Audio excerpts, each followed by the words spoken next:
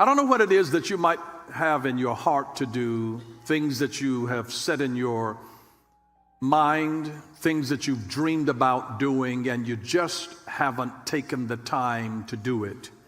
Or you haven't gotten rid of all of the fear about what could happen, what could go wrong, what could fail. But just start, just start, just start, just start. Tony Robbins says that the only impossible journey is the one you never began. Suppose this idea that's been burning on the inside of you, suppose you just started it today. See, and don't wait to start an idea when you can figure it all the way through, because you'll never get started. You know, it cripples so many people because they think of how to start their business. Then they look all the way down the road of the loans they're going to need, and they don't know nobody and they credit bad, so they stop. They never start. What would happen, had you ever thought, if you just started? Do the part of the business that you could do and ask God to lead you and guide you to the next step. That thing called faith, the belief in things that you cannot see. Suppose you just started out on faith. You just stepped out the water, stepped out the boat and stood on the water just on faith. Seeing that is rough, but just believing that he would take care of you. Just believing that he would get you through. Just believing that he will lead you to the next step. If you're going to achieve anything in life, in ministry, for your future, for your family, you have to take the first step. It's not going to happen without the first step, folks. But usually the first step is the hardest. How are you going to get that job unless you take the first step of filling out the application? It's your dream job, but you got to take the first step, fill out the application. But you know what? That's where it starts. That's where everybody has to start, with that first step. And it's like that for anything in life. You have to take the first step. It's a small step in the right direction. It doesn't need to be big, right? It's just one small step. It's like they say, how do you eat an elephant? One bite at a time, right? It starts with that first step, the first bite. Doesn't need to be something big, doesn't need to be something profound, doesn't need to even be something difficult, just the right thing and the right step at the right time in the right direction. The journey of 1,000 miles begins with one step. The journey of 1,000 miles, it begins just with one step. Just start. There are so many people that have intentions. You see, life by the inch is a cinch, but life by the yard is hard. Take it little by little. Incremental increases day by day. Just a little, but start.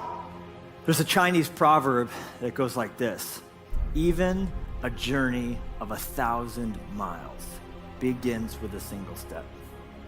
You think, man, it's overwhelming, all that's in front of me, but no matter how long the journey, it starts the same way as any journey does, with one step.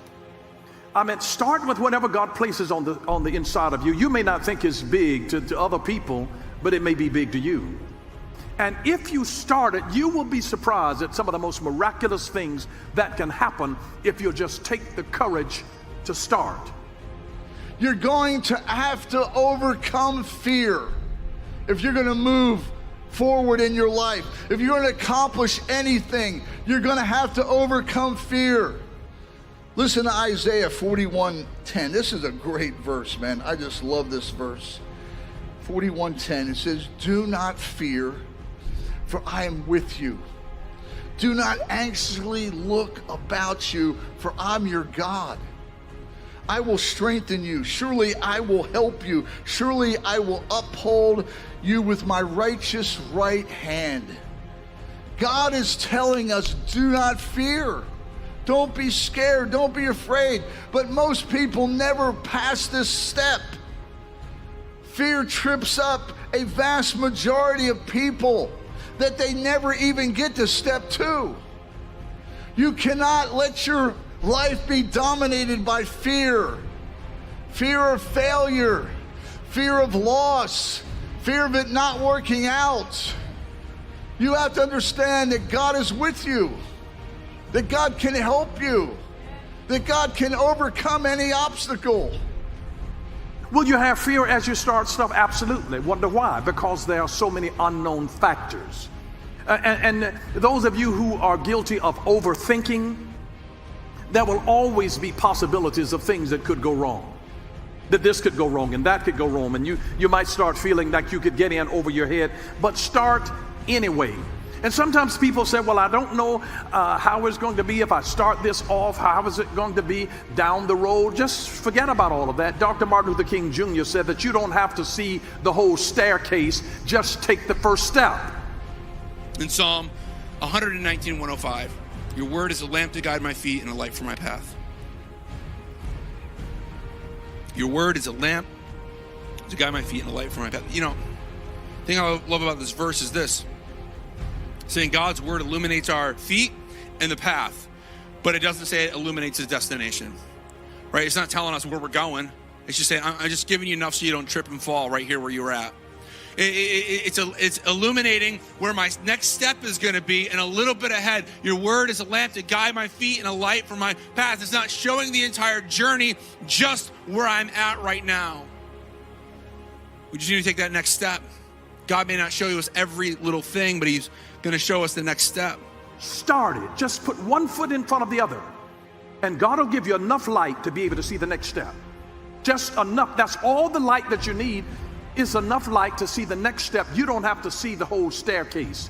You just need enough to be able to take the next step. That's all that you need. And it is amazing. The Chinese have a proverb that says that the best time to plant a tree was 20 years ago. The second best time is now. So just start now. I mean, yeah, if you had started 10 years ago, 20 years ago, that would have been fantastic. But the second best time is right now. It's just absolutely right now. You don't have to wait for something to be perfected in order to start it. Just get started. Why do I say just get started and not wait for it to be perfect and have all of the kinks worked out and every possibility figured out? It is because you can correct something, but you cannot correct nothing. So if you do nothing, you can't correct nothing. You can't make nothing better, but you can always make something better. Start. If you just started, man, you would then give God something to put his finger on and to bless. But you got to start something. You got to give God something to put his finger on, that Midas touch, where it turned into something. And then take the idea, the business, the journey you want to embark on, and break it down inch by inch. Anything's a cinch. Just start with the piece that you can do. Okay, you don't know how you're going to get the loan when it's time for the loan. What part can you design the business card? Can you get the phone line put in? Can you start telling people that you're associated with, this is what you do now? You could start somewhere. You can get a gig somewhere doing something. Somebody will pay you for the service right now. And then simplify it.